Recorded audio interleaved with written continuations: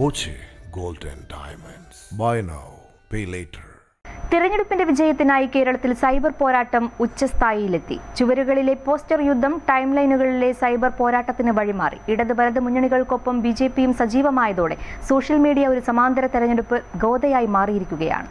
തെരഞ്ഞെടുപ്പ് ദിനത്തിലും കൊട്ടിക്കലാശമില്ലാത്ത പോരാട്ടമാണ് സൈബറിടത്തിൽ അരങ്ങേറുന്നത്. പ്രത്യേക പരിശീലനം ലഭിച്ച സൈബർ പോരാളികൾക്ക് പുറമെ സാധാരണ അണികൾ കൂടി അണിനിരന്നതോടെ നവമാധ്യമങ്ങളിൽ പോർമുഖം കലുഷിതമായി. മർമ്മത്ത് കൊള്ളുന്ന ട്രോളുകൾ, കത്തുന്ന വിവാദങ്ങൾ, പ്രാദേശിക വികസന ചർച്ചകളേക്കാൾ ഉപരിയായി രാഷ്ട്രീയ എതിരാളികളെ വ്യക്തിപരമായും രാഷ്ട്രീയപരമായും കടന്നാക്രമിക്കുന്ന രീതിയാണ് സൈബറിടത്തിൽ പ്രകടമാകുന്നത്. എതിരാളികളുടെ മർമ്മത്ത് കൊള്ളുന്ന ട്രോളുകൾ നിർമ്മിക്കാൻ പ്രത്യേക സംഘങ്ങളെ തന്നെ മുന്നണികൾ സജ്ജമാക്കിയിട്ടുണ്ട്. ഗ്രൂപ്പുകളിലെ അംഗസംഖ്യയുടെ ബലത്തിൽ ചർച്ചകളുടെ ഗതി തങ്ങൾക്ക് അനുകൂലമായി തിരിക്കാനാണ് ഓരോ വിഭാഗവും ശ്രമിക്കുന്നത്. അണിയറയിലെ തന്ത്രങ്ങൾ വാട്സാപ്പ് ഗ്രൂപ്പുകളിൽ ചാനൽ വാർത്തകളുടെ ക്ലിപ്പിംഗുകളും രേഖകളും നിരത്തിയാണ് വാക്പോർ നടക്കുന്നത്.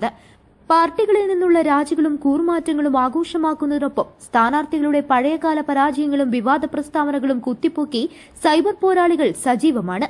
നിഷ്പക്ഷ വേഷധാരികൾ തങ്ങൾ രാഷ്ട്രീയക്കാരല്ലെന്ന് വരുത്തി തീർത്ത് നിഷ്പക്ഷരെന്ന ഭാവത്തിൽ ചർച്ചകളിൽ ഇടപെട്ട് പൊതുജനാഭിപ്രായം അനുകൂലമാക്കാൻ പ്രത്യേക സ്ക്വാഡുകളെ മുന്നണികൾ രംഗത്തിറക്കിയിട്ടുണ്ട്.